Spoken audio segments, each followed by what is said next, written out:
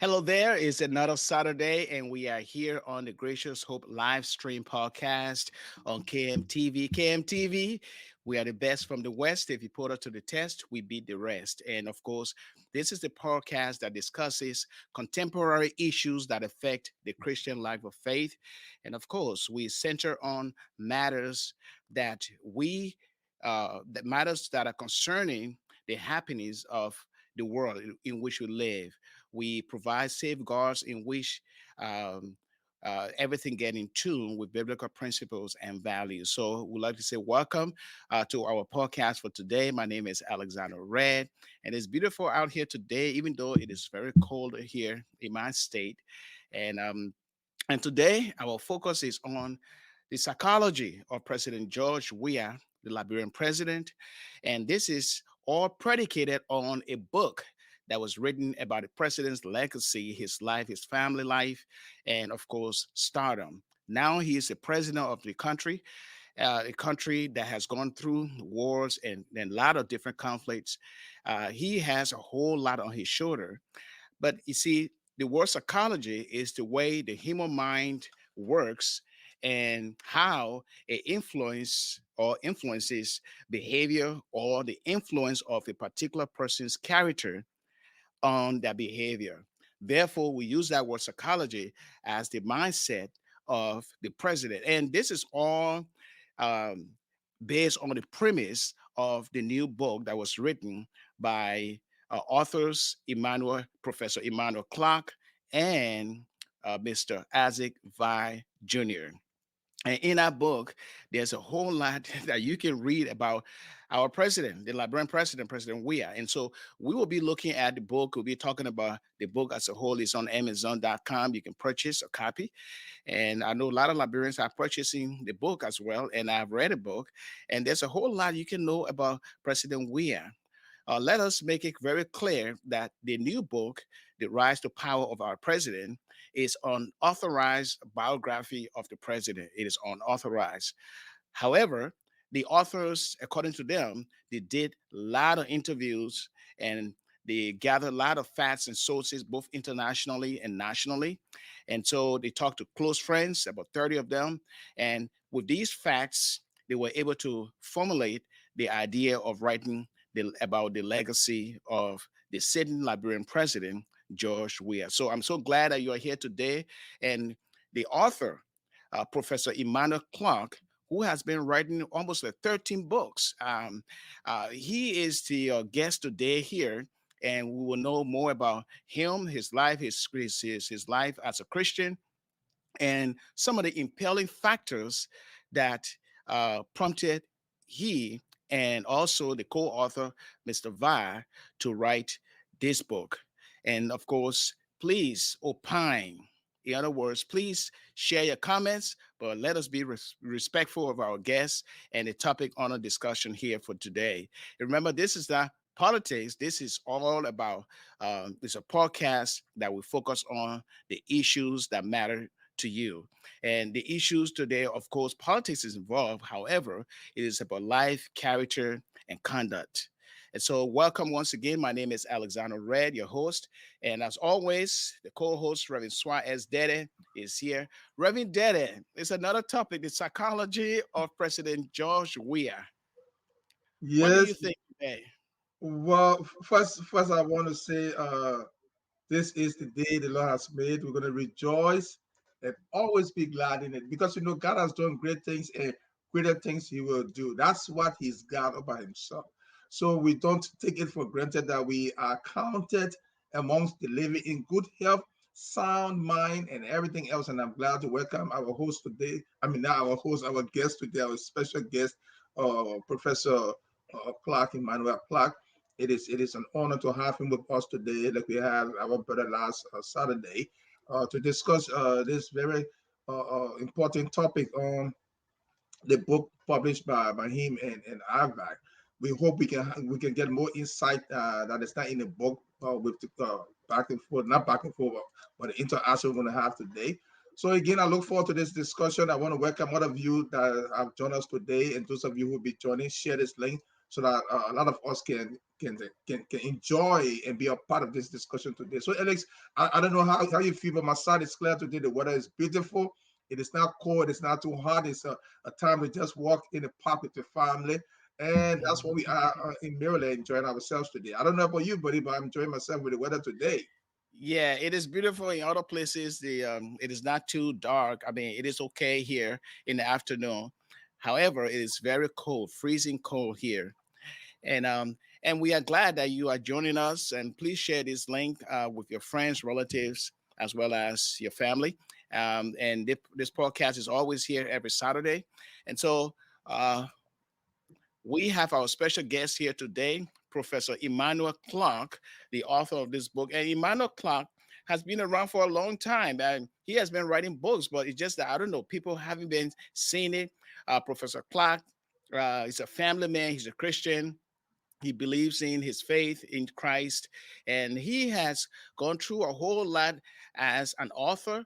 And another thing that you don't know about Mr. Clarke or Professor Clarke, he's a cook. He can cook too. Okay, he knows how to prepare. And we'll be talking more about. Are you saying he's a good chef? Yes, he's a good chef for what I see so far. And so I will now bring on our guest here, Professor Clarke. I would like to say welcome to our podcast for today. Here comes the Thank you. chef. Thank you.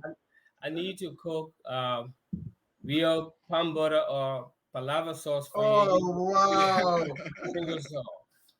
That's good. That's good. No. But Ellis, I hope that palm butter or palava sauce does not run our stomach, man, because we have delicate stomach now. My man, Yes, yes. I wouldn't put MSG, the one we call make it take inside, man. Exactly. Majinomoto. Exactly. Yes, that's good. Welcome, Emmanuel. Welcome. Thank you. Yeah, we'd like to welcome you and thank you for accepting our invitation. Last week, Saturday, your co-author of the new book, Rise to Power, that is the legacy of our president, was here. And he said a whole lot surrounding the book.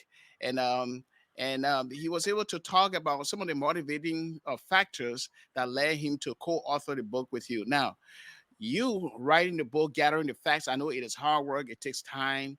Why was the book not authorized by the president? Why is it an unauthorized biography and it is not even no disclaimer on the front of the book to say this book is unauthorized? Is there a reason for that?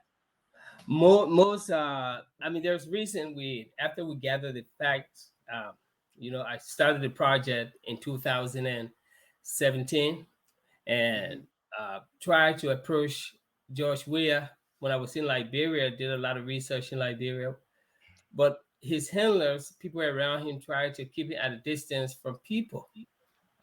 So I kept gathering information. Right now, I went to Gibraltar, took pictures. I asked people, I interviewed people around his neighborhood, around the community, people that grew up there with him for the past 30 years or so. But 30 or 40 years, since when he moved there, excuse me. Mm-hmm. Then I came back to the States. Said, okay, I think I can get the information that I want. Then I contacted my friend and brother, Isaac Vah Jr. Mr. Tupa, having been around politics, in the arena of politics and in close proximity to the subject, George Weah, he then went ahead and sent out email asking the president for his, to sit down for permission, at least to sit down with us to verify some of the facts.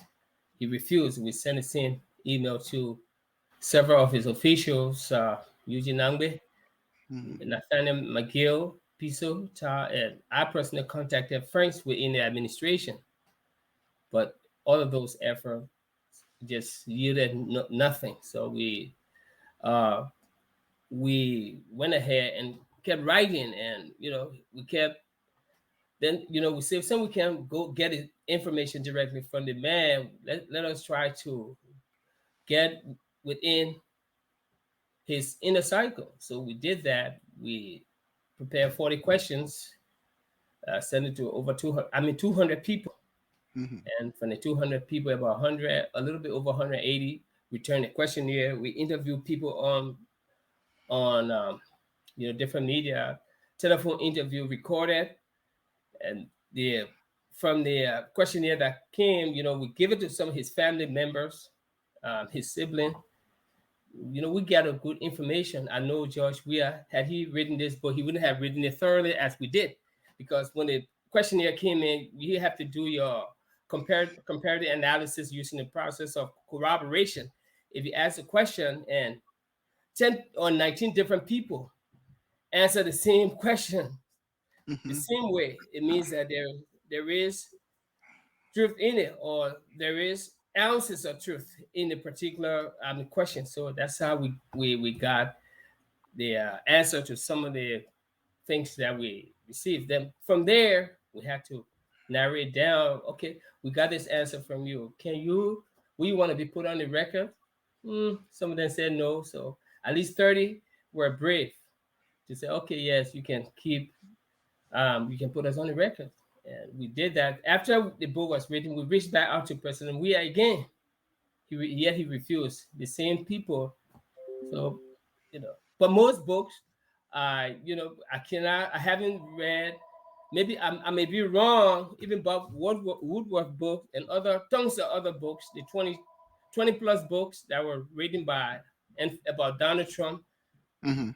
I never saw a disclaimer on it saying that this book is not authorized by. But at least if you read that, if you read it thoroughly with comprehension, you will see that we say this book is based on interview.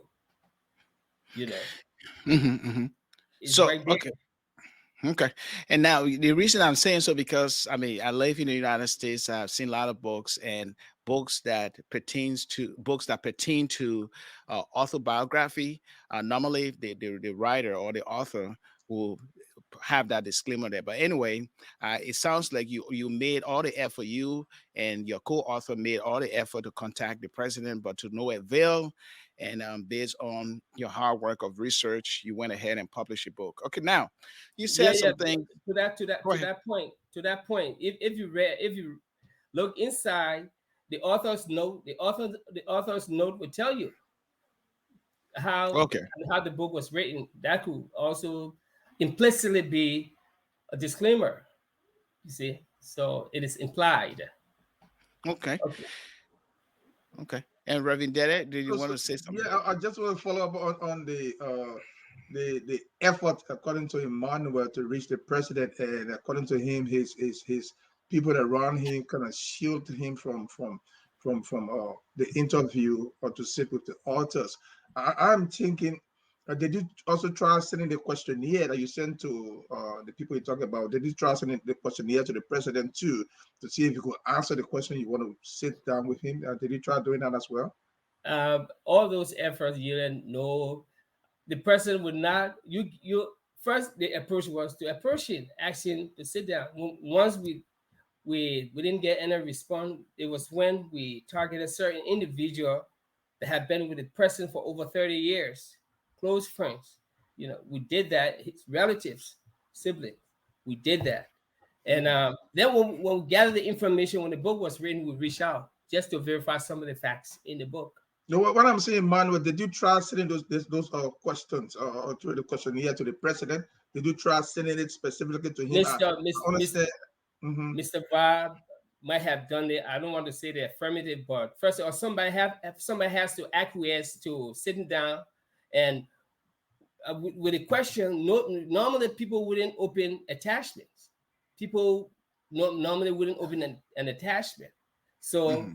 yes, if you say yes, somebody would say, "Okay, do you have questions to ask me? Send me the questionnaire." First off, there was no willingness from his part, so that stalled the process for over. We started writing this thing about 2017. That's about 4 or 5 years now. So in other words, Ed is going to come in. I just want to be clear on that because people are listening and watching. Uh, they understand your effort. They appreciate your effort in trying to reach the president. McGill and the rest of the people. what I really want to know, did you send that questionnaire to them and say, look, these are the questions we have with the president? Would you give it to him besides the invitation they sent to him, so that we can hear on this platform that you did send those questions and still nothing happened? You are not, I mean, you are not forced. First of all, you approach a person about the issue. They're Okay. supposed to say, okay, give us, that's the intelligent and educated way. Oh, I'm trying to. Then they're supposed to at least answer the first email. Oh, we have received your email and about the person, but what if you want to talk to the person about? Then we would have given him the questionnaire. But it was blatant. It was just in our face, refuser over refuser, and we had no other option but to write this beautiful story about one of Africa's greatest sons, Africa's greatest football heroes, one of Yeah, Alex, Africa's greatest football heroes, rather. go ahead, Alex. Okay, Mr. Clarke. Okay, so we got that, but your book uh, outline or point out some things that are so disturbing psychologically. When I mean Mhm. disturbing in the sense where you wrote a lot about the president's mind, how he thinks, and some of the things he say, and some of the things he gets involved in, and that is things he does. Okay, and looking at it as a whole, you said that the president in that book, he was jealous of his older brother because his older brother, William Weah Jr., was seemed to be the successful person, or he was going to be successful in the family. And William Weah Jr., known as Junior Boy, did not make it as George Weah because George Weah, the Liberian president, was determined to be somebody. He grew up poor with his grand aunt, and he had a third-degree burn, and he recovered within 6 months. But the neighbors, they were so happy that he got burned. Apparently, they wanted him to pass away. And you get a description of the president's mind. You say he has a hot temper. He's disrespectful to adults. He's narcissistic, which means uh, he loves the attention. He loves to show off, and and you also said that he also had an admiration to join the U.S. military, to be a U.S. Marine, but then he found a different route in soccer. So if you describe the president as a person who is unforgiving, he throws hints at others, he speaks in parables to those he suspects of crossing his path, and especially people that he does not like for people to mess around with someone that he has a relationship, female relationship. He harbors hatred for anyone who disagrees with him. His relationship with others is purely on a transactional business, like a business. So Mhm. he gets to you today, friends with you today. He dumps you when he feels insecure with you. Now, are these all facts? Is that the behavioral pattern of this president? To the affirmative, yes. Yes. That's Okay. George. We are coming from Okay. multiple sources. I mean, let's go back to about 40, almost 50 years, 40 years in Gibraltar. That came from that one where people. So I mean, George Weah always fought with his older brother William Weah, and up to this date, both men still do not agree on anything. They still argue. That's a sibling, rivalry. It still exists between them. And when growing up, William was the dressy one, and he was more into education, and George Weah was just a street. I mean, he was focused on playing football and a street hustler most of the time. And uh, in that environment, it was hard. There was no positive role model beside my Emma.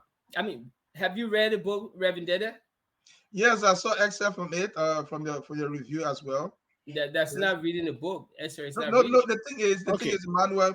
The review, the excerpts kind of give you a mindset of the book. It kind of gives you a peep into the book, so that kind of informs us about what you have in the book. So from that point, we have an idea. We can expound on that. So we have an idea from yourself. So that's what it is, buddy.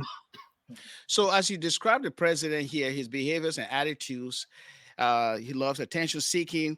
Do you think psychologically or his mindset from his youth up to now affecting decision making on the national level I mean, currently? I'm not into politics. I wrote solely from an interview from multiple sources saying the same thing.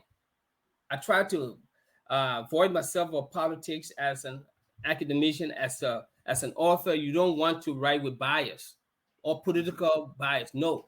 But multiple sources, people that have been with him, and you have to look at the man's psychology. First of all, the man, he's very competitive in sport. He wants to be number one.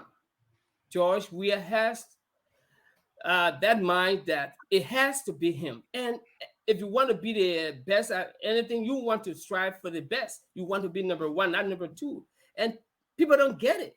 Even around him, people that have been with around George Weah, uh, I mean, if you try to steal the spotlight from George Weah, you would be his enemy. Yes, right there and then, because that's his ability as an athlete, as a world-class athlete. He has to win. He has to shine. He loves the spotlight. I mean, he was conflicted when growing up as a young man. He wanted to be a reggae singer. There was a point in time, an uncle of his wanted him to be a boxer. He wanted to be a boxer. So when you see somebody reach out to me, they say, wow. So everything in the book, I mean, that's George Weah. I said, of course, an uncle who was an amateur boxer wanted George Weah. George Weah at a point in time wanted to be a boxer. Then he wanted to be a pastor.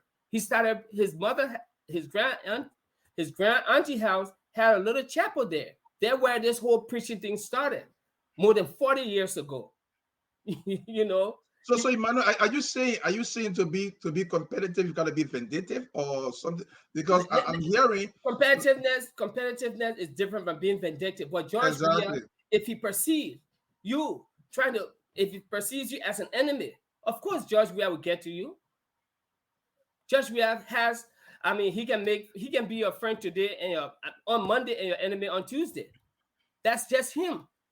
What I real or imaginable, and the man relishes in gossip, rumors. Let somebody go and tell him, "Oh, Alex Redd said this about you."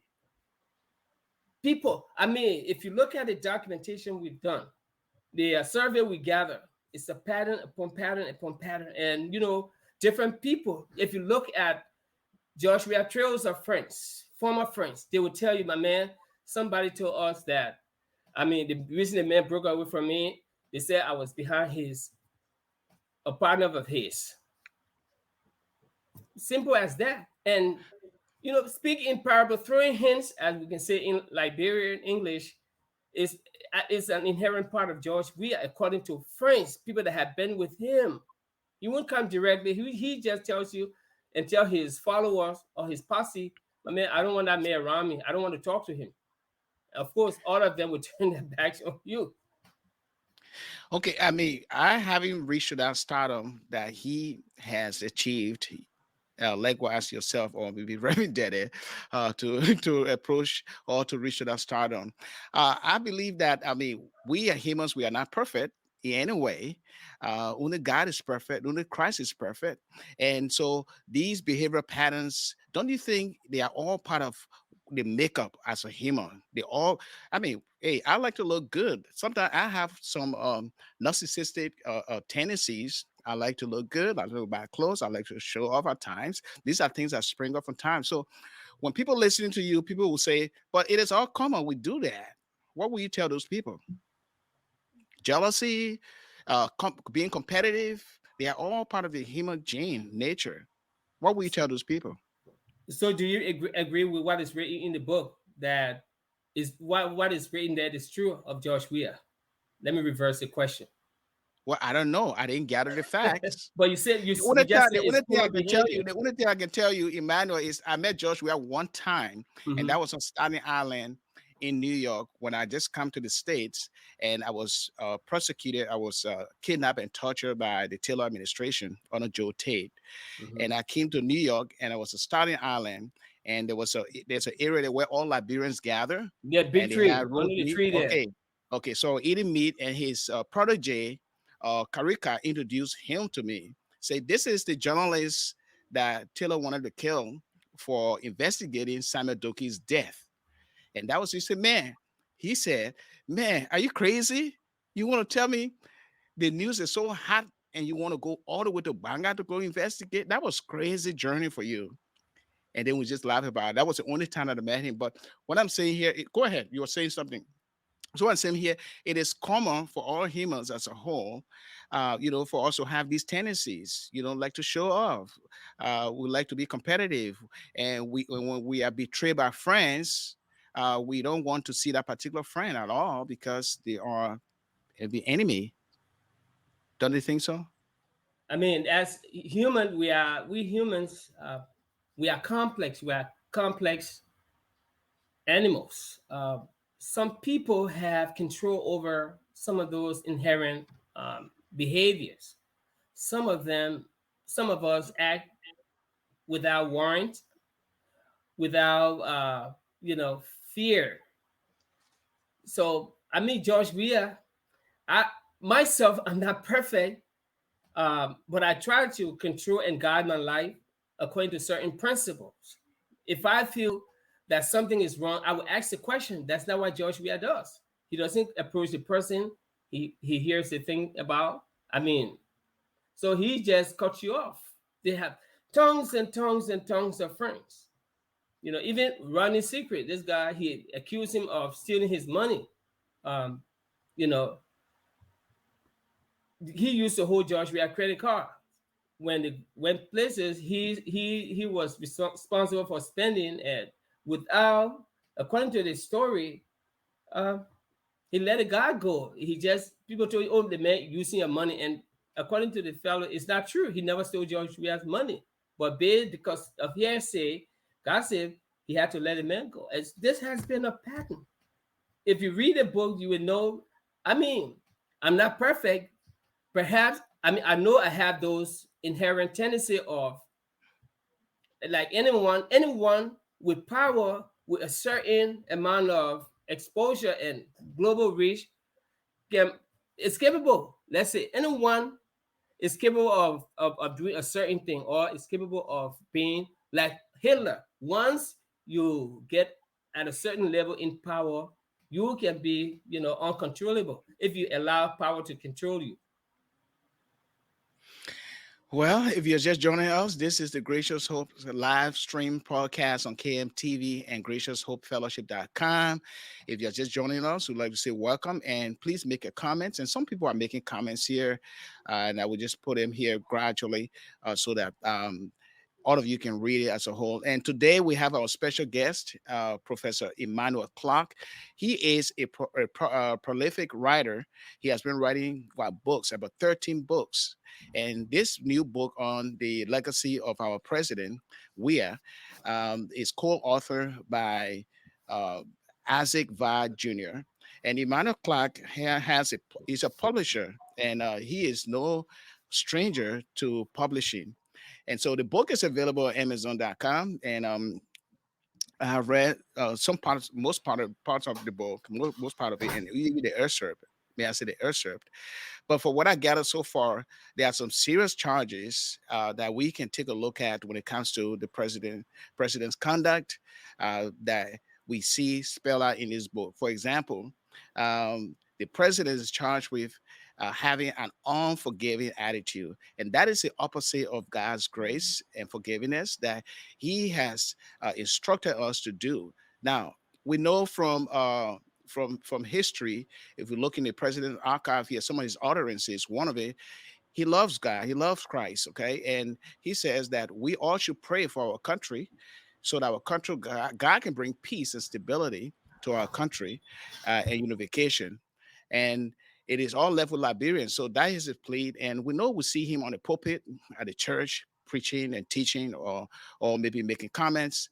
But at the same time, we cannot judge a person's faith as a whole. And so, as we discuss here, we'll go more into the discussion regarding the book and the author here just in a moment. We'll be right back. Please don't go away.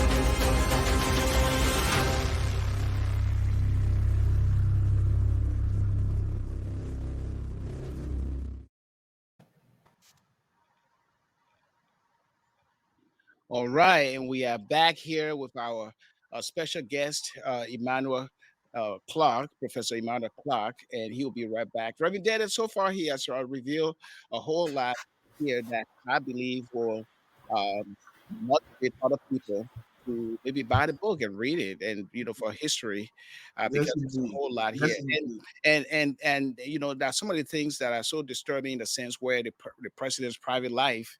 Um, is causing some controversy. You remember last week, Reverend Deddeh, when the co-author was here, Isaac Vah, who of course wrote that particular page, and he did apologize. In a sense that, well, it is the president saying, not my saying, and I just wrote it. But those who are um, honestly offended, according to Isaac, he offered his apology. But we don't know if that holds water as a whole, because um, the world now knows the president's private life. Emmanuel, is this disturbing to you? Do you think the terminology or the language or the semantics of that expression on a particular page cause some sort of irritation or frustration for you as a co-author? Man, when you talk about symmetry, you give too much strength to words that are commonly used in our dictionary every day. Um, I personally, when I write things, I don't. I stand behind what I write. I'm not a politician. Politicians go around trying to do damage control. I don't. I owe nobody apology. It's not disturbing. It's a commonly used terms or words now in America, even in Liberia, in hospital. People are vilifying two texts. I mean, if you read that, I mean, those were just 100 words. 100 words from the top, from 36 pages, 36 to 37. Those were just 100 words. If you look at them, you will see the man said, I read it over and over. I didn't see anything to do with it. I mean, I didn't think anything was wrong with it, because he was just listing qualities about his wife. Reason he married the wife. He said, look, she didn't come behind me for money like most women have done. She's beautiful. She's intelligent. She's educated. She has family value. She's a wind beneath my wings. And most importantly, those attributes that of her in the bedroom. So I mean, he was trying to elevate his wife. He put her on a higher pedestal than any female he has been with. And of course, in thick and thin, Clar Weah has always been with her husband. And they have messed up. No one is perfect. No relationship is perfect. George Weah has gone and fathered a lot of children by different women while he was still married. Everybody knows about it. It's an open secret. But he was human. I'm not judging him. And I have no problem with those descriptive words. But people get offended based on sacrifice. It's just blissful hypocrisy. So Emmanuel, are you saying that because a lot of people vilifying other people, remember Matthew 7:12 tells us, do unto others as you have them do unto you. What you don't like, you don't do to somebody else. So Ellie's question is there any remorse or any rethinking of what the book says? So are you telling us now that because a lot of people vilify people, so it doesn't matter, you can vilify anybody because people. I'm not saying I said I didn't say the vilified people. I said the word. They're taking that word, which I'm not going to repeat, out of context. Okay? And let's look at it this way. Matthew said, do unto other as you have other to do unto you. That's why the Lord said in the book of Matthew, John, and even in Luke, I think, somewhere there. You guys know the Yeah, Bible. Luke 6:31 said that too. Yeah, Luke 6:31. Yeah. And Matthew And 7:12. yes. And so we have all of these things, Reverend Deddeh and Reverend Red. We have all the information, and we reach out back. That's why you do in writing. We even clean up the phrase, the noun that was there, that was substituted for another, with another noun. But if you are writing, maybe you want to quote your code has to be verbatim, But if you use something, a word that the person did not use, it becomes a misquote. So it was very delicate. Our people, we live in a different world, different century in Liberia. Most Liberian, with the way they look at things, they don't read with comprehension. They don't read with connection. They just look at that. When Costa used that snippet from the book, it went out of context. It just went haywire like wildfire. Oh, they're talking about the president, this, that. Women got on the rampage. But those were George Weah's words. Okay, let me ask you. Let me ask you this. I will read this and then ask this question. I'll read it first and then just follow up with a question. You mentioned that it is in its current state, it has become a country in Liberia that needs a leader who will nurture its growth and development, and also teach its people how to be able again the second time. A country with a considerable. So is George Weah that person? Of course, that's how a lot of the younger generation see him. This man, he's from my generation. That's how I see George Weah. The country that had been assaulted by so many bad leaders and destroyed, and has fought in his arm. George Weah was believed by many of his supporters to be the one who would teach Liberia and Liberians how to be able to walk again a second time. But I don't know. That was a belief. He was, according to some of his followers, he was seen as that rejected stone that the builder refused, which have now become the head cornerstone. As a young man from my generation and many of his supporters, that's how he presented himself. Look, man, I can do better. I can do this. And with hope, people built in him. And people haven't read anything from the outside world besides what we know. Most of those millennials, they are about 30, some of them in their 30s and their mid-30s. They didn't see George Weah during his prime. I was able to do. George Weah brought happiness to my heart when I was in refugee camp. He was the only good thing that ever came out of Liberia, and younger people put their hope in him.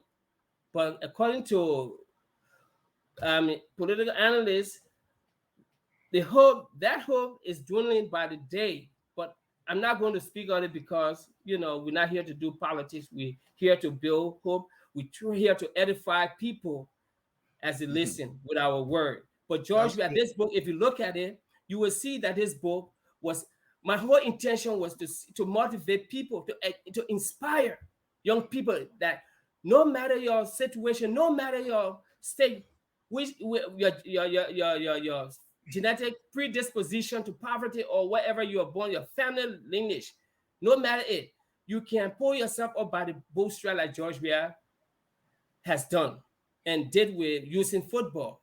That was it. If you look at the man's story, it's a motivation. In that I mentioned during the writing of the book, I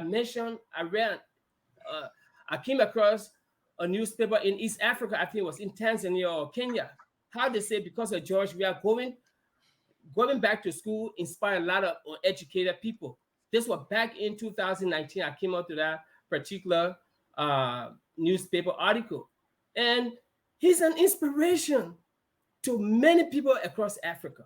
That was one of the reasons, but people had just taken away from the whole book with that little snippet and make it a trap for food. Yeah, it might seem to be a little snippet, but people hang on to words, and I know that you are an author, and you know what the power of words. Words have power. Words have life, and they live long after us. So people see those words that are mentioned in the book, written about somebody, vilification, character assassination. So people see that as against the man's character. That's how people who are close to the man, people who are not even close to him at some level, see it that way. Before Ellis come in, let me just bring it to another one, and then No, I'll no, no. ask you. I just want to correct something, Reverend Dede. Okay, go ahead. You said so George Weah is an angel. No. You said people character assassinate. You should be careful when you use word. You Who just assassinated described. George Weah's character? You just described. George Weah. Did you listen to what's his name? Safwa Magre and Tanji Bantu. Did you listen to their tape? No, I didn't. Did you listen to what's his name? Mobile Molu? George Weah is a man of filthy mouth. He sleeps with women and he discusses them. He's no angel just because this thing came out. It's when he's in his element, he talks. That was someone from the president. I got information from the first lady, office that she said everything in the book was a fact.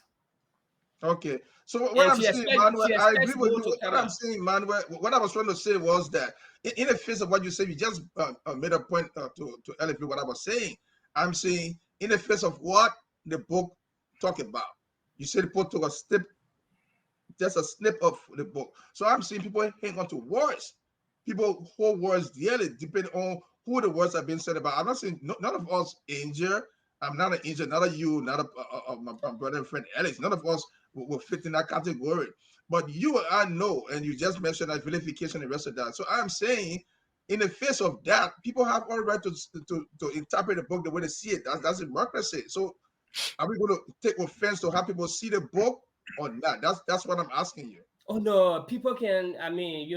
All I need people to do to get the book, read it, and once they start, in the middle of chapter 13 is just 7 pages. Once they start at chapter page 136, 135, coming down, they will understand. But people haven't read the book. Even Bishop Brown, he said it's a sin of presumption. But I would tell him he's committing a sin of lack of comprehension and blissful ignorance. That's what he has done, because he hasn't read the book. What Bishop Brown are you talking about? Which Bishop Brown? In Liberia, the man who went the president for the Council of Churches. Oh, that's a Brown. That's a sin of willful ignorance and blissful ignorance. Blissful,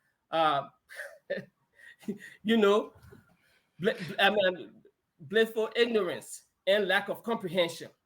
That's an academic sin. You haven't read something, you're passing judgment on it because of what people are saying. It's just wrong. That's the problem with Liberia.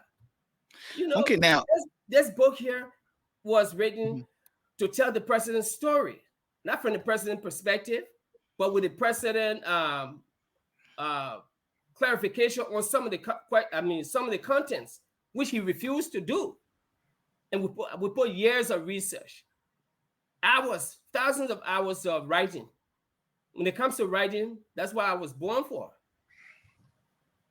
Okay, now looking at our country's history, we are a country where we live according to our traditions, our culture, when it comes to our social norms, and we say our country is now a democratic country after the coup, Samuel Doe from William Talbot, President William Talbot, who introduced the multi-party democracy or plurality of parties.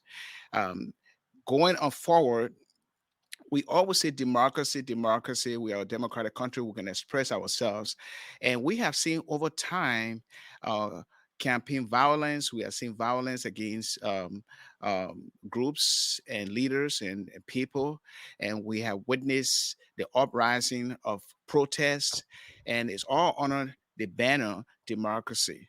Now, there are some people who compare and contrast or compare our democracy with the American democracy. That's how our democracy should be, according to some people.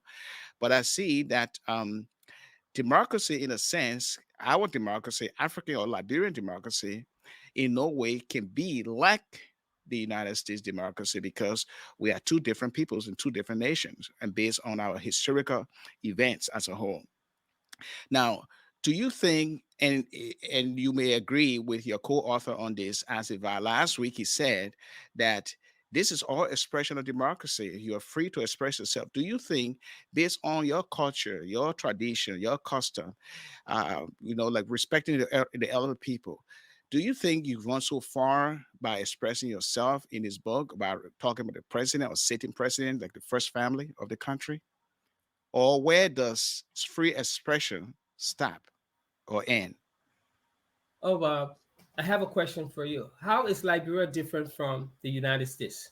It is different because Liberia is all black people. We are Liberians. We speak languages. We have 13 languages or dialects. The United States, English is a major language here, and people speak that. There are a lot of differences.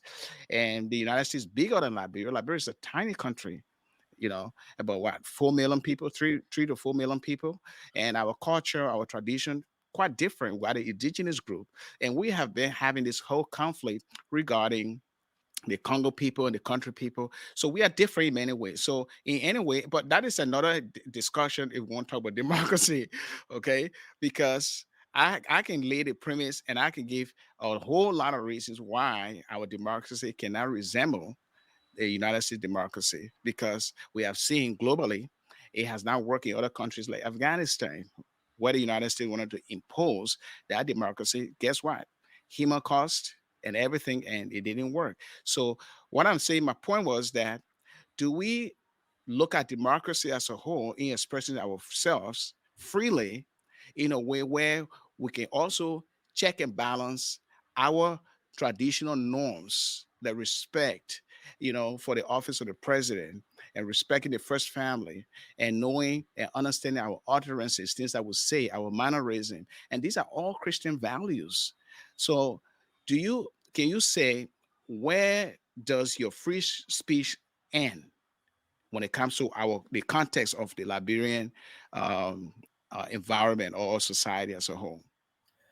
To a point of correction, we have a plethora of tribes in America. If you look at the Native American, they have over 20 different tribal groups within America. Then America is a country of immigrant. So we have the Chinese here, we have the Mexicans. So America, in terms of tribe and ethnic diversity, it can be compared to Liberia in a similar manner. So, but you cannot, with democracy, you cannot be selective. If you embrace democracy, you have to embrace everything that comes with it. You cannot nitpick what is good for you, unless you want us to change. Politicians want us to change the name of the country to the tribal or the traditional Democratic Republic of Liberia, which can, with certain tribal or democratic value, without it, with muscle free speech. So I didn't, nowhere in the book I spoke about the president's children, or we spoke about the president's children. Nowhere. We just listed the children, that's all. So in writing, you stay away from the president's family most of the time. But in America here, normally, the reason Clar was brought in the conversation was when her husband, President Weah, was trying to praise his wife in an unsophisticated way to his friends on numerous occasions.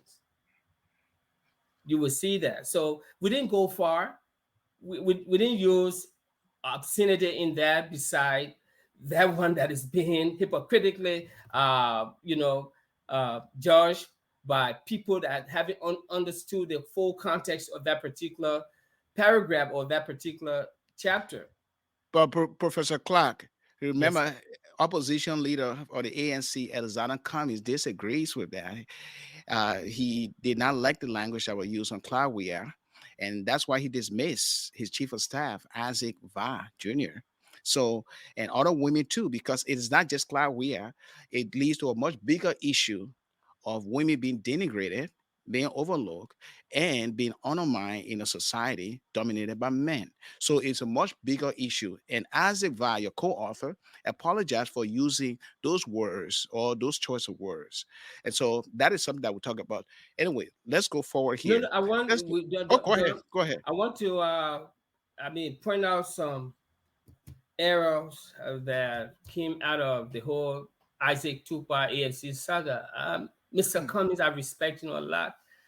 Um, but I just thought it was too, uh, you know, not fair to my co-author. But he had to manage the crisis that that was at hand. So, but he hasn't read the book.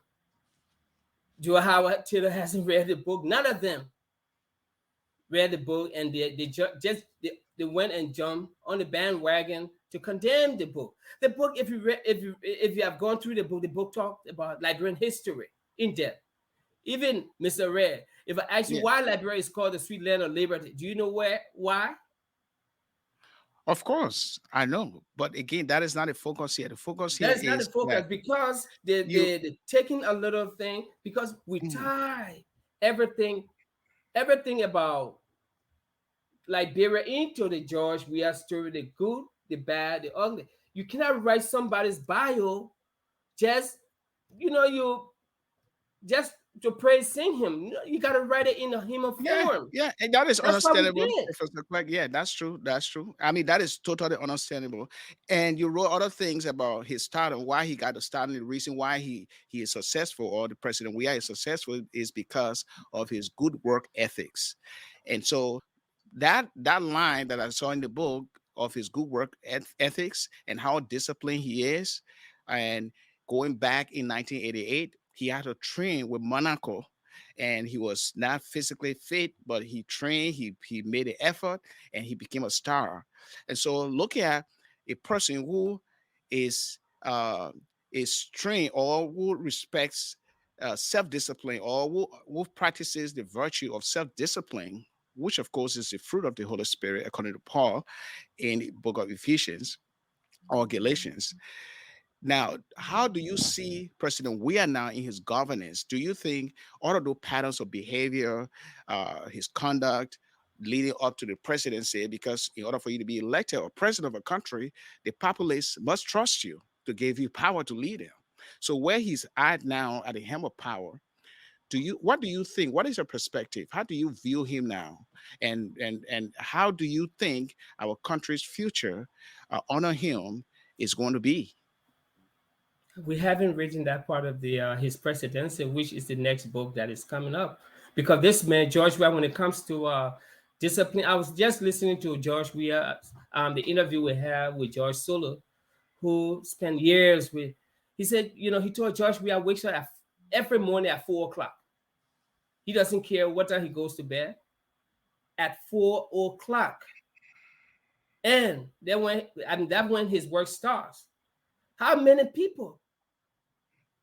Because they said we have this saying that while they are lazy people sleep, the creative people are up and working and creating things, while the rest of the world is asleep.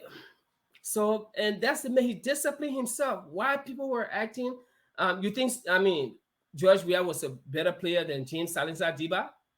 No, but George Weah kept his focus. He disciplined himself. While other people were going after practice, he stayed there and he kept practicing. He kept practicing. And of course, in his adult life, up to now, George Weah still wakes up at 4 o'clock in the morning, no matter, in his presidency. But I don't want to comment on his presidency now because it's the next book that's supposed to be coming out next year. Because this book is just his dream, the legend, and his rise to power. It has nothing to do with George Weah's presidency. And George Weah happened to just uh, be a kind of blessing and a curse to Liberia Why a curse? because people during the time of the war, George Weah was the only good thing that ever came out of Liberia. That young man, he championed Liberia's cause. He filled up planes with relief items, whether it was donated to him, and flew it into Liberia. That young man, I mean, championed so many causes around the world. And the cause is that, you know, George Weah put Liberia, I mean, you know, the map on Liberia in a sense that he introduced his going into politics, changed so many things about Liberia, especially his uh, destructive political entry into, not destructive, but disruptive political entry into politics. So he put the map of disruptive political um, campaign on Liberia.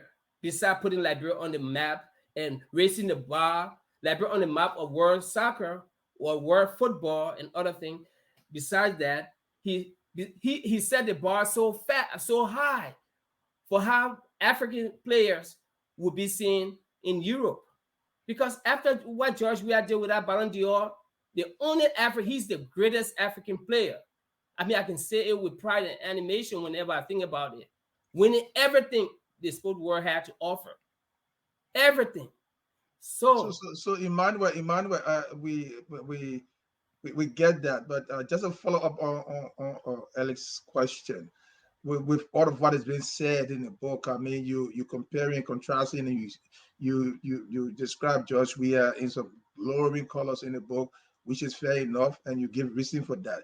But to follow up on the question is, do you believe that George Weah is the leader that Liberia needs today to move the country forward?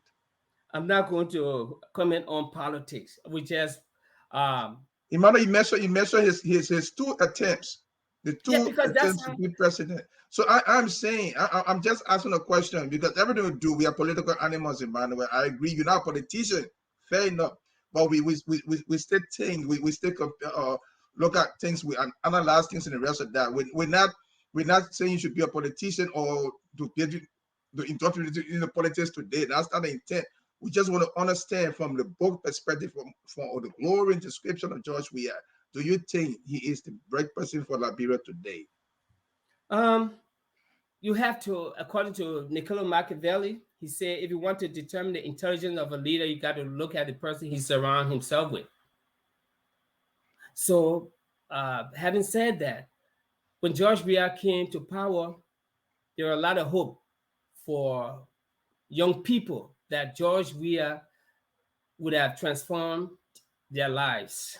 You know, but the government in itself, from my personal analysis, had a false start. FALSE, false start. How you so? know, so in that light, you know, it was not easy because these young people have been fighting for state power. It was just thrown to them. Here is it.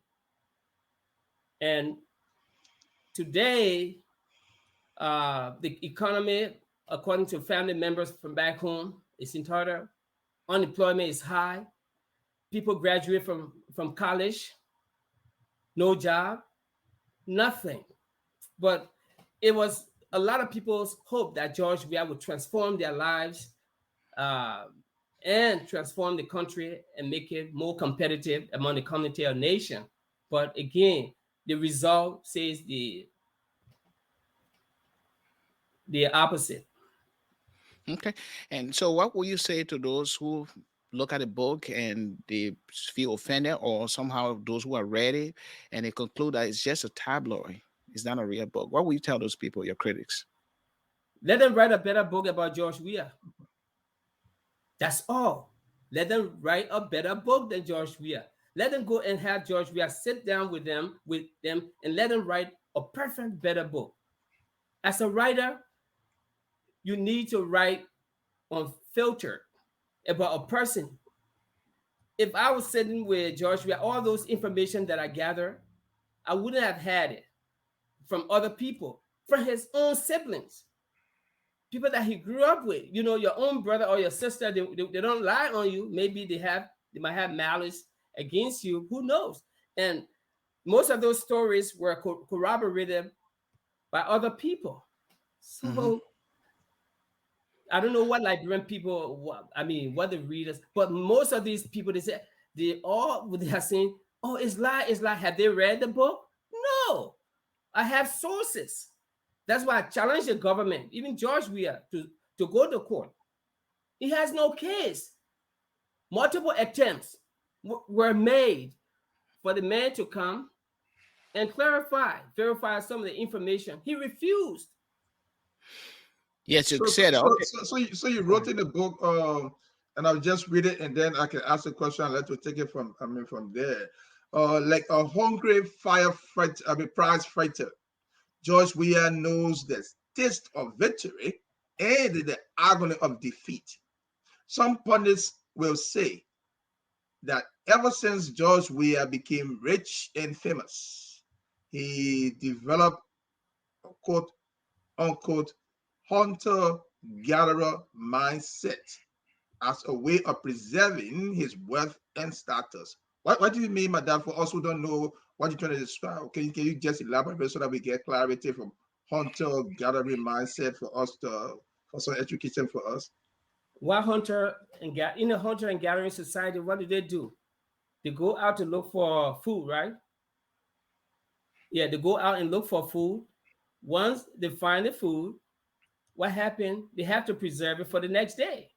But George Weah later on, what happened was that he realized that he was being used by some of his friends, some of the people that came to him. So instead of him, just giving his money away to people, he said, "Oh, okay, I have realized I made over $80 million that I cannot account for. I help so many people that's why I say George Weah relationship is transactional. If he later on he developed that, if he realizes that he cannot benefit from you, he let you go. He only keeps you around when he knows that he will give some sort of intrinsic benefit. You can bring value to him. The hunter and gatherer mentality, that's it right there. When he gets money, it's for him. And we didn't put a lot of those things there because some of the sources never wanted to be put on a record that said, George Weah burns money like he burns cigarette. I mean, though so that's it. The hunter gathering mentality. That mindset. That's it right there. He goes So out. this hunter gathering mindset, is it a plus or a negative in your opinion? Is it a Of plus or a course, negative? I mean, depending on how you see it, it can be positive, and or it can be negative, depending on how you, the reader, interpret it. Yeah, it sounds like you're portraying the president as a person without heart or compassion. Contrary to that, there are many other people, even the Lone Star team, our country's national team, praise him for his benevolence, for his free-handedness, for his generosity. What will you tell those people? Some of the former Lone Star players and those that were in the different clubs with him, they would tell you that George Weah did well for the Lone Star team. He did great, but he also got paid. Some of them would tell you George Weah got paid more than he gave to the Lone Star. But I didn't I couldn't verify that. I spoke with several officials at the sports ministry. They said, oh, he sent voucher in after every game and he got paid. Some of the players said what George Weah claimed were never given to them. The pattern he should have given it, he didn't give it because he was the coach, the financier, and everything. Once he paid the money, he went back to the Liberian Football Association to get paid back. So it was not like pure benevolent stuff he was doing. He was being transactional. I do this thing, I'm gonna have to get my money back. But Emmanuel, I'm reading something in here, and I'll read it again. No matter how bad of a shape Liberia found itself in before or during the civil wars, George Manuel Weah did that. I don't know, it's a Jamaican word for to show up. And he Yeah. show up every time. And then you continue. He never abandoned Liberia. Not No, once. Not once. He gave everything he ever earned on the football field to Liberia and Liberians. So how do we contrast that? it's not. There's no contradiction. There was no contrasting of it. That's just how it is. Because what happened, George Weah, whenever he was in crowd, people would come to him. He would give them money. He would throw money up at people. He gave. He raised. Uh, he raised money for Liberia during the war for relief efforts in Liberia. He personally bought things for Liberian in refugee camps and in display camps around Monrovia. He showed up. That's how his supporter saw him. Did it? I mean, if you one of his favorite songs is Ride Natty Ride Natty. So it was a guy that said every time the people talk, Natty will give up. Natty did it. It's a Jamaican word, which means he always show up no matter what. And the name George, we are open doors for people. Liberian, once you go in Europe, you say, "Oh, I used to play football with George Weah, but so and so." Hundreds of people gave us instances where George Weah um, name open doors for them. They got status all over the place. So he showed up for Liberians. He showed up for Liberia when Liberia needed him. But George Weah is a human being. He's not perfect. With all the good things he did for Liberia that many of us haven't, do not recognize or haven't come to a realization of his uh, support for Liberia during the crisis. I mean, one of his friends said because of George Weah giving money to Liberia is the reason. He got broke. Somebody said no, that's not true, because George Weah was spending his money on the Concorde, riding the Concorde from New York to Paris to play a game. We're taking You few see, hours. Emmanuel, I brought this thing in because people said to you that money he gave for the football team and other things, he will go back and get it. So I'm trying to see what's the contrast and comparison here, where this one says he gave everything he had back to people, but yet and still we're hearing that what he gave, he went back and got it. So I was just a little confused with that. That's why I decided to Yes. get with I that. mean, the man, Lone Star, at that time, they couldn't foot the bill. So he footed the bill, then he sent an invoice. Okay. And it took a long time. Instead of the country being disqualified, not showing up for game, he footed it. He gave money to the Lone Star. And of course, he, as a businessman, he was not successful as on the line of business. Every business he got in collapsed. So I did see it was not good to give the Lone Star money and go back for it. Is that what you're trying to say? I mean, different people said George Weah did it just because he wanted to benefit more. Most of our sources, they say if you give him, some of them said if you give money to the country, it's supposed to be. But George Weah was a businessman. He was working hard for his money. Okay, so our viewers, if you are just joining us, we're almost ending our broadcast here for today. We have been talking about the new book that is written by co-author Emmanuel Clarke and also the other author, Isaac Vah Jr. And it's about the president's legacy, that is President George Weah legacy. And we've been looking at the behavioral pattern of the president based on the book, his growing up and things that he experienced, as well as his way to start on discipline in doing his craft as a soccer player for Monaco and all the way to other countries.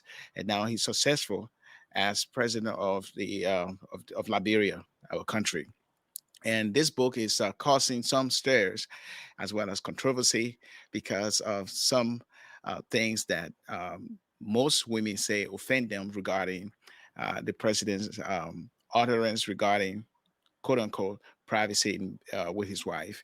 But we have been talking with Professor Emmanuel Clarke, and of course, he has unveiled a whole lot here to us today for us to get a glimpse of what it means to be President Weah, or how his behavioral patterns formed his adulthood and his stardom and presidency.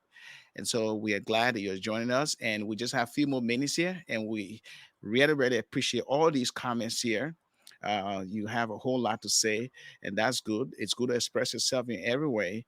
Um, when I mentioned earlier about how United States is different from Liberia, I talk about the size, I talk about predominant population is white. That's what I was trying to say, because there's only 6% of black people you find in the entire United States.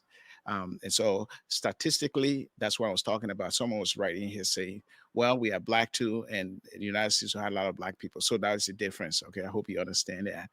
Okay, Professor Emmanuel Clarke, you said a whole lot about your book and your perspective regarding the president, his legacy, his family, and the future of our country. Now, before we leave here, let us talk about two things here. The first question will be, what are you hoping to achieve from writing all this about the sitting president? Mhm. And I'm not. secondly, the second Okay. question is, who is Emmanuel Clarke? I know you've been around for a long time as an author, and so let us hear from you regarding some of the things you've been doing, your craft as a writer, a prolific writer as well. Thank you, Mr. Red. And what I want to achieve by telling George Weah's story without I mean, void of George Weah presidency. Um, uh, George Weah's story, like any African football icon or any African icon, hasn't been told by anybody. This is the first book, biography, now not authorized, but biography, research, analyzed, cross-checked, verified, written, re-audited, and rewritten. That's what we do in writing. You got to write, audit, and rewrite by by Liberians, by two brilliant Liberians living in the U.S. and of course meeting residents in Liberia. We wrote this book in order to tell the beautiful story of Africa's greatest football icon from his birth in Nimba County all the way to his ascendancy to the presidency. I mean, George Weah story, this story, which is more inspiring than you can think about the little blips or blurb or snippet, is more tied into what we are today. There are a lot of takeaway in the book, especially when it comes to Liberia's history, past history, and some of the impactful things that have happened. Everything in this book. So we tie George Weah's story into the great larger Liberian story, and we put it out there for the world to see that Liberia is a great country. And George Weah being the greatest son of Liberia, we wanted to also present him to the world. That was one of the reasons. And of course, I came to this country going 26, 27 years in the 1990s. I attended school in New Jersey. I started my teaching career at Mercer, one of my alma mater. And later on, I went to Burlington. I mean, it was at Mercer County College where I wrote my first book, and that the college started to use my book. And I was an instructor there, but when the college decided to adapt my book and make it an instructional book, they gave me the rank of a professor. From there, I started teaching Burlington County College. I moved to North Carolina um, and started teaching at Forsyth. Then went to Liberia. I taught briefly at the United Methodist University. I consulted with the Liberian government, the Ministry of Education. I did some free work for them. I mean, tried to develop curriculum for the ministry to teach technology in all the schools. Then came back and went back to work for SciTech as a um, professor. Then later on, quite a few months ago, I'm serving a dual role as a cybersecurity liaison for the national. Oh, I shouldn't talk it for the U.S. federal government and the college. My role is to recruit and give scholarship to deserving students of the college, um, and also because we are in a cyber war with the Chinese, the Russian, the Iranian. Liberia is far. I mean, the United States is far back. So that's what I've been doing and been writing. I have rating. I have ghost written so many books for people, but writing is my passion.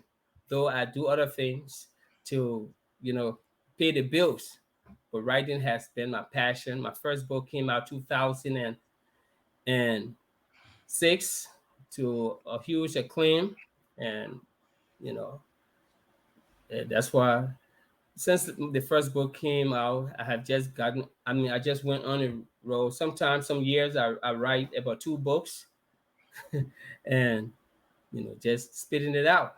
So I'm even mentoring a lot of people because I'm looking for the next Emmanuel Clarke, so young Liberian with the hunger. They should be hungry for success. I can teach you how to. I'm willing to teach the next generation of Liberian writers how to write best-selling books that would be number one in the world. It's not about me. Okay, they can throw me under the bus, but Liberia deserves better. Liberia is a great country, and we can't be sitting there and be walking with our heads down. We need to walk with our heads high up, and we need to have books over there that will contextualize Liberia, our own story. We need to tell our own story and not allow other people to tell your story. The reason What are those other books about, Emmanuel? That's the first book, In Tears and Blood. It was about the Liberian Civil War. It's about the Civil War and its impact on women and children, and that's what made it so successful. I have written tons of technical college books. They've used it. I mean, you know, they're using it in Liberian school. I know they're going to start demonstrating to get those books out of the schools. And I understand you're a family man. How has your faith in Jesus Christ helped you all through this journey of life with your family? I remember, look, man, God is real. You know, that's all I can say. I remember it was 96 before I was going for my visa. You know, man, I was so close to the Lord. I told God, man, if you get me, because when people went for the visa interview, they would turn them down. So it was in Sierra Leone. I used to work in Sierra Leone as a journalist. And so I prayed that day. I fasted for so long. You know, this God is real. No matter what, you don't mess with God. And if you want anything, pray sincerely without doubt. That thing will be done for you. So I pray, I fasted, and you know, I told God, if you are God, prove yourself to me. When I go to that place for the interview, the American woman, she didn't ask me any question. Can you imagine? Man, I went there, I was scared like a chicken. So when I went in the room, the woman asked me, what is your name? I called my name. She told me, go. I said, I was dumbfounded. I said, the interview's finished. She said, yes. I went out. Then the guy asked me what happened. She said I should go. So then the guy, he went there. He said, are you done? He said, yes. He said, then he looked at me. He said, my man, I think they're not giving me the visa. So I went back. I said, and I asked the lady, is it interview? She said, yes. Welcome to the United States of America. Just like that. You see how God works? Yes. So what if you did not get a visa? Will you still trust God because God answered you? That's why you believe. Or what? Because sometimes you pray, it doesn't happen the way you want it. So what would have been the difference if she had said no? You're not going anywhere. Go right back to where you came from. Reverend Deddeh, don't be a man of lack of faith. You man lack of faith, you get thee behind me. Because I'm a man. When I pray that something happens. I just wait for the natural manifestation. That's all I do. But Emmanuel, the truth is, it's good to have faith, but sometimes God does not give you what you want at once. There's a lot of scripture to that, and we in real life, we pray for things. Sometimes you don't get it the first time. So it does not mean it's a lack of faith. It's that, in fact, that's when your faith should even grow stronger. When you don't get what you want to get, you go back to God and say, God, I'm still here. I'm still knocking. I'm still asking. So that does not mean lack of faith. It's lack of faith when you give or and throw in the towel and walk away. Then it's a lack of faith. In despair, you don't do it in hopelessness. You do it in hopefulness because you know that the God you serve, yes, this door is closed for now, but you're going to open another door at a particular time. So it's not lack of faith, but it's just that you got to get stronger. That's the point. No, Reverend, let me tell you the problem with a lot of Christians out there. Yeah. Christians have become beggars. All you guys do, all most of us do, every day go to God to beg. I ask God for something one time. I don't go back to him for the same thing. He's a reasonable father. I just thank him for giving me what I pray for. That's all I do. Right. I don't go, I'm telling you, everything that I have ever prayed for before I release this particular book. You see, God works in a mysterious way. That's it was Sunday. It was the 17th. That Saturday morning, when I released the book, I said, God, make the book a bestseller. Which this current book? This book. I said, make the book a bestseller. Thank you for making it a bestseller. And I left it to God. No matter how bad the situation had turned, but God will use the enemy for your victory. This story is resonating around Africa. George Weah's story. Beside the little, editorial stuff that there with the something, George Weah's story is a great story that can motivate and inspire a lot of people. And it's out there. So guess what happened? The following week, I put it 2 weeks later, the book became #1 bestseller on Amazon and in the world. How much have you made so far from that book? So you can come rob me? I wouldn't do that. I'm not even thinking about money. Horrible man, Emmanuel. He's a horrible man. He wouldn't do that. I don't know. I don't think about. I don't think about money. I don't write because I'm motivated by money. I write because I have the passion to write. You see, Jesus died because of his love for humanity, for the children of the world. So the next book, I started writing it, and I'm just going to thank God for making it a #1 bestseller. And if you want, Reverend Deddeh and Pastor Dr. Redd, you guys have great books in your. Dr. Redd has done. We started something, which we're going to complete. He and myself, and you guys have best-selling books in your. You guys just need to bring it out. That's all. And I don't think about money or whatever. People send me a lot of messages. I should donate. I can give the money. Whatever proceed we get from the book, we can do whatever we want to do with it. But I'm comfortable as a teacher. You know what really make me happy? When I go in the classroom, when somebody comes, when the kids come, when I solve a problem for them, and when they say, aha, that aha effect on their faces. I know the answer, like God. He knows the answer, but I give them the problem. When they can't figure it out, I already know how to solve the problem. You see? And so Emmanuel, before we close, I know we already gone deep into our time. But let me ask you this question. Just a soul session question. What would you like to redo? In terms of what? In terms of anything you want to think about. Your life, your career, your profession, and everything. What would you want to redo in terms of what you look at now and say, I should have done it this way or that way? What it is? I wish I had gone into writing earlier, because when I came here in the U.S., in the college I was going to, I took a test, and I was going to be I was doing computer science. The test resulted that I would be a writer. I was upset. I'm like, what? This in the 90s, the .com was coming. Everybody doing computer programming, computer. I wish I had gone into writing, but you cannot run away from your soul's calling. I mean, but when you wake up in the morning and the thing you think about all the time is what your soul is calling you to do. A lot of us ignore that little voice that we hear, that thumb in the further reaches of our awareness or in our subconscious minds. So I wish I had gone into writing, to tell you the truth, because I would have been further today than I am now. But you know what? With God, for him, time is everything. Maybe it was not the time. Yeah. Maybe Okay. Emmanuel, who is your hero? That's what my and others can take it from there. Who is your hero?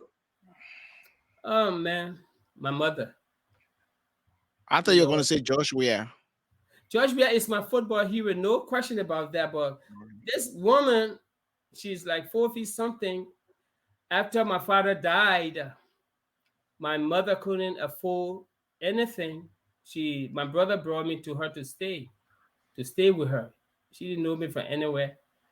She's raised me. Yeah. It's okay, brother. It's okay. It's It's okay. okay. Yes. She gave me everything. She gave me everything, sent me to private school, some of the great schools. Without her, I would have still been in the village, Yeah. You came a long way, and your faith has brought you this far. And It's okay, our brother. God It's is the okay. God. Our God said the scripture says this in the book of Hebrews. It says that He would not forsake you nor leave you. He would Don't not leave leave you you. nor forsake you. Yeah. And we are glad that you're sharing your faith here. And you are a family man. And of course, what is about this whole cooking thing here? What are your favorite recipes before we close here? But I'm the best cook, I mean, the What are your children favorite love it. recipes? Pan What? butter and cassava leaf. What? Pambara? I can cook pambara cassava liver. When you mix it, then you put the butter beans in it. When Oh you Hmm. wow. Yeah, you put a butter bean. Sometimes if you cook in the Freetown way, you got to put insert in the quality G bloss or the quality Jakato. You What is mix that? the cassava. You drop the. Yeah. But I don't like. What I don't like is I don't like bunny. But Okay. I call bunny like poor man food. Yeah. Yeah, so I Wonderful. mean, I can cook cassava leaf. I can. First of all, a lot of people don't know how to cook. I was in Liberia. I hired somebody to work for me.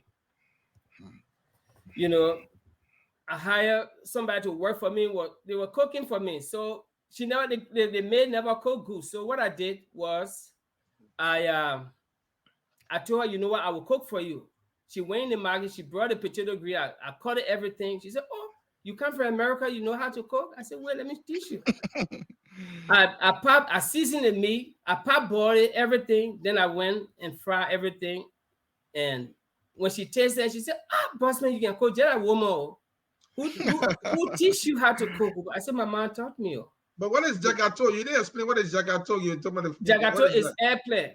Airplane. You can put it in potato green. I can put it in the palm butter. They call it palm soup. And it has something they call G-bloss. Wow. Bitter ball. That bitter ball. Oh Those are Lordy. Creole names. Yeah. Oh, see. So the woman, Well, guess what they made? What she did? She quit the next day. She said, "I can't cook like you. I will not feel right to cook for you." She fired herself. That's interesting. Yes. That's interesting. But thanks for sharing. Though we appreciate that. The human interest and everything. We appreciate that. Elijah, go ahead. I'm going to give yes, you yes. And time. we'd like to thank you so much for being our guest today, Professor Emmanuel Clarke. You've come a long way. I know we are working on a book project. We talked about it a while ago, but we'll get back on that as well. And you have All written right. a lot of books, 13 books, and looking forward to the sequel, right? Is that a sequel to Yeah, yeah. the latest book that you wrote on the president legacy with Mr. Isaac Vah Jr., Tuba Yeah, Jr. we're working on the next book is about his administration. Administration. Okay. Yeah. Well, we're looking forward to that. Hopefully, he will give you the permission for interview and gathering other facts. However, to all our listeners, we'd like to say thank you so much. This is the Gracious Hope's live stream podcast on KMTV and Gracious Hope Fellowship.com. And today we've been talking about the psychology of President George Weah, his behavioral patterns, as well as his conduct and his entire legacy in life. And this is all predicated on the book written by Mr. Isaac Vah Jr. and Professor Emmanuel Clarke. And we are so glad to see him here today. Please share this link, okay? Share this video or this live stream with your friends, your family, and your relative. And this is a place to make your voice heard. And of course, our program here or podcast is all about contemporary issues that affect the Christian life of faith. We'll talk about matters that affect you. We'll bring awareness, and we use biblical undertones or biblical principles and values to safeguard our discussion. And so all the characters we're talking about today here, they are all Christians. President Weah is a Christian. Emmanuel Clarke is a Christian. Isaac Vah Jr. is a Christian. These are the writers. And of course, it's a platform, a forum where we can talk about things that occur in our lives and how we can make sense out of those things, as well as being committed or stay committed to our faith in Christ. And of course, Reverend Suah Deddeh is a co-host here. And it is nice meeting you after a long time, Professor Clarke. And again, we'll be in touch. Thank you so much for your appearance today and accepting our invitation.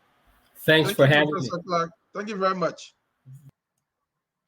All right, Reverend Deddeh. So that's it for today. And of Yeah. course, we'll be back here next week, the same time, Saturday, 3 p.m. Central Time, 4 p.m. Eastern Time.